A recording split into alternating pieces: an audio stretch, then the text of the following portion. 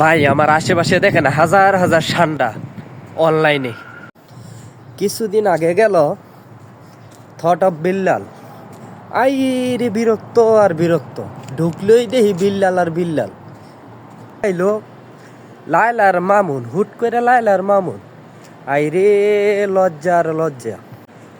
এরপরে আবার আইলো সেলিব্রিটি লিগ, আইছিল এটা কি ক্রিকেট না অন্য কিছু, আল্লাহ জানে আর আল্লাহ কইতে পারবো কি আর কমু।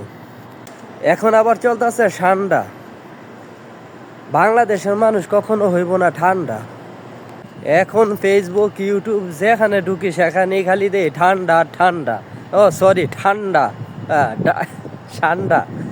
কি আর কমু ভাই, বাংলাদেশে